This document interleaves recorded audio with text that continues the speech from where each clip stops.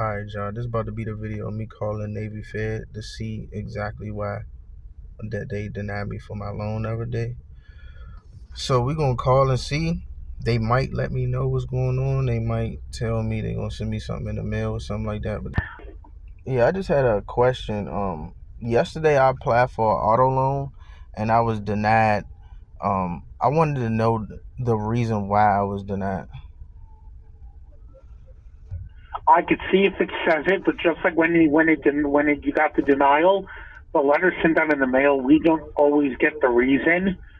So let me take a look. The information came from the credit report, so it's something credit related itself. Now I have a question. On your credit, do you have anything even remotely close to a $35,000 loan? No. That could more than likely be why. So when a lender looks at a loan application, one of the things they do is they look at what's on the current credit report. It is a risk when you don't have anything remotely close. It's like your credit card. You have a $16,600 limit. I'm sure when you first got your card, or like not this card, but your first credit card, you can get a limit like that. You have to start at the bottom and work your way up. You don't just magically start at 16 grand. It's the same thing with loans. Starting at a very high loan amount when nothing on your report has that close to that number is something that is heavily frowned upon. It's not just a Navy Federal thing; it's the risk involved in it. Oh, okay. I had someone who had literally their score was over 820 because when they got approved, they had the lowest rate. Now, I can't see the credit, but they had the lowest rate, and they told me. But the reason, and I know this because when they first applied for a loan, they had an $80,000 car. They applied for something that was $200,000. I think it was a Porsche or a Maserati, and they got denied. They reapplied and did it for 95 and got a 1 or 2 year older model. They got approved at the lowest rate. So it wasn't that the credit was bad. Their credit just didn't support a loan that high. Oh, okay. They didn't have anything remotely close to that number. Now, they don't always counter. Sometimes they do, sometimes they don't. If you don't have anything close enough, like if you're going for 35 grand and let's say you qualify for 10, they may not counter. If you think about it, you're looking for a new vehicle around 35 grand. If you qualify for, let's say, only 10, for example, or 15, that's not even remotely close to what you're looking for. The only thing you could attempt to do is two things. One, try with the cosigner, or B, you could try for a lower number. The third option is you could appeal the loan decision and even say there you're willing to take a capital offer lower, but I don't know if you're going to qualify for anything until it's submitted in. You may or you may not. Okay, so you basically it's already denied, right? So it's already submitted and everything, right? Correct. Once a loan is decisioned, approved, declined, you cannot make any changes. So let's say you did the loan and then you have, let's say, a sibling that you wanted to put on there to help build credit. If it said approved, you couldn't add them. You'd have to cancel the whole loan and redo a new one. Once there's a final decision, you can't reuse it. So that's why you'd have to submit it, no matter how you do this, you'd have to submit a brand new one if you want to try and have a different outcome. Okay, so basically I should go for a smaller loan first and then build my way up. Yes, that's typically just like how the credit card works. It's the same concept. It's ground up, and you have to look at it from the lender's point of view. We take the biggest risk when you do that. Even if you had a $5,000 loan, there's a difference of a $100 payment and a $600 payment. And can your credit support that? And so there's more than just going into I make all my payments on time. There's a lot that goes into these. So now the decline letter will give the exact reason, but based on what you're telling me, that's probably what it is, because if you think about it, you just got a $16,600 credit card 4 months ago. That means your credit's good. You've got a limit that high. So it's not that your credit's horrible. I think that's what it is, but for sure it will be on the decline letter. Okay, yeah, because I was thinking maybe it was because I just recently got a credit card. I thought maybe I applied too quickly, or maybe I should have waited 6 months before I applied for anything again. But I can. I mean, that is possible. Mm, Again, it's a major change on the credit that could have affected it. Now, let's say that you do qualify for the loan. Let's say you appeal it. You may not get a best rate if that happens because, again, that's a major change in your credit. So let's say you do qualify, you may not get on the lower end, you may get in the middle, or sort of higher, just because the fact that you have a newer account open.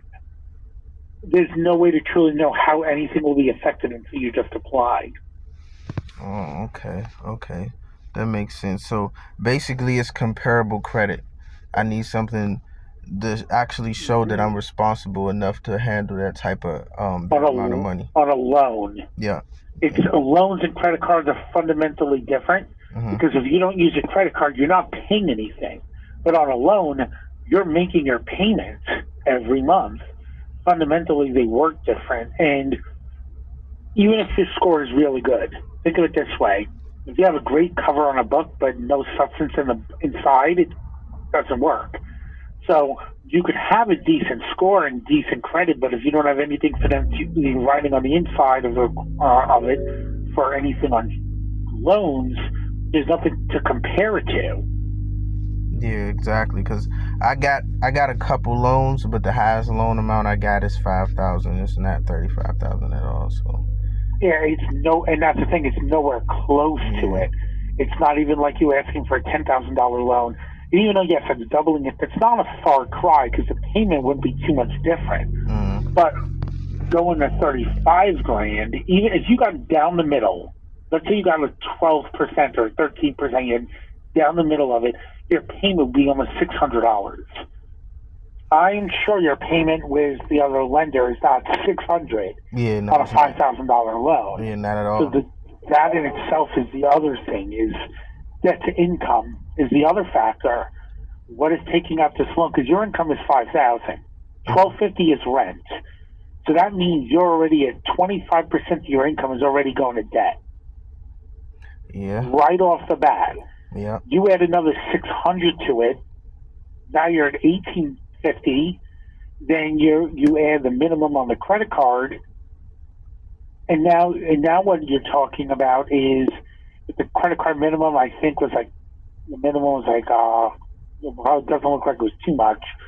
But you're talking just a loan, you're at almost $2,000 without anything else. And if you have another loan figure, a little over $2,000, you're almost approaching 50% debt to income, and you're not even taking into account this loan payment. Yeah, no, for real. That's the other flip side to it, how high it's going to make the debt to income. So again, you could have 2 or 3 denial reasons. It doesn't have to be one. It could be a combination of all of it. So the letter will tell you the exact reason, and whatever that is what you want to work on. Okay, cool. Okay. Was there anything else I could assist with? No, you actually gave me a lot of information, a lot of useful information. So I appreciate your time. Thank you. You're very welcome, sir, and thank you for reaching out. Have a great day. You too. You too, bye. Thank you for participating in our member service survey. We would like to ask...